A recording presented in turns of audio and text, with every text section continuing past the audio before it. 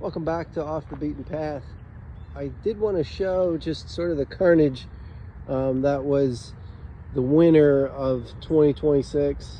It was a rough one, and I do want to remind people, especially in the Northeast that haven't been growing figs that long, this happens. And the last time that we got this cold, at least in this part of Pennsylvania, it was 2013 and 2014 during the so-called polar vortexes of those years. And during those times, we would not get out of the lower teens, I guess, during the highs, and then sometimes below zero in the for the lows at night. And that was pretty unlike many of the other winters we typically have, but it happens. And every 10 years or so, and if you've only been growing fig trees 5 years in the ground or whatever, maybe in the Northeast, this is going to happen, and it's not that weird. And as long as you have your fig trees in the ground for a decent amount of time, and the more years that they're in there, the better they'll come back from this. So this is definitely one of the colder winters, even more so I think than the 2013-14. But I wanted to show you a few of the fig trees that not only started peeking their heads out earlier than any of the other ones, but are also developing a little bit faster.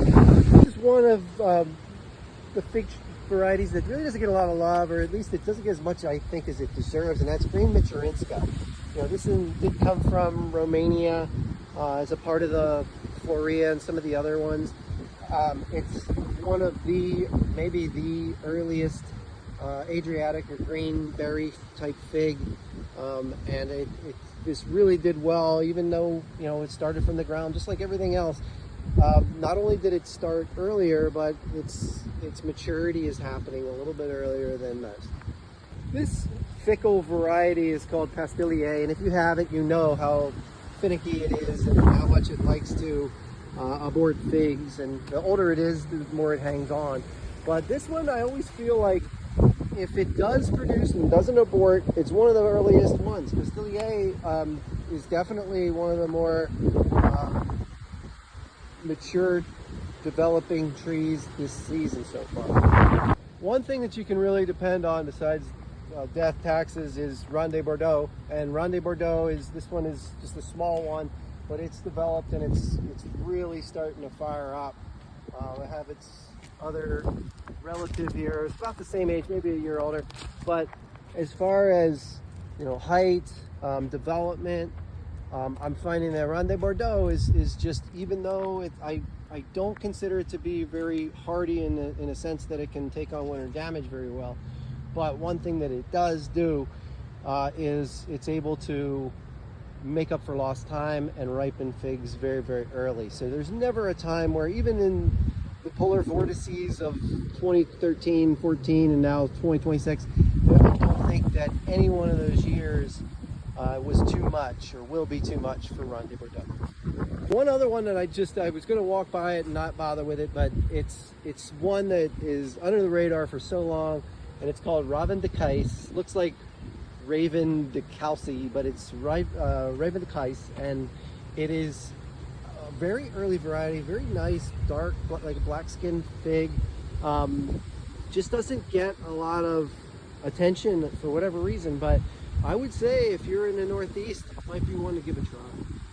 There's one that I really love. I kept my mouth shut for a couple of years because I just wasn't sure about it. I didn't want to report something too quickly, but this one called Uzun Boğaz, which looks like Uzun Boğaz, it's a Turkish, technically, a Turkish guy actually told me this. I wasn't sure the pronunciation, but I will say it's definitely one of my earliest. That and Vertil. This is just a young pup. I mean, this is only a few years old, but it is absolutely one of the earliest producers of figs, right on par with Floria, Teramo, and it's just like between that one and Vertilino, I would give the nod to this probably, only because it's a dark fig, and I'm enamored with the fact that it's just weird. Like, it's bumpy fig, it's got a long neck, which is actually what that means in Turkish, from what I'm understanding.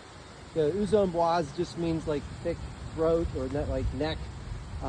So it has sort of a more of a longer neck than some figs that really don't have one.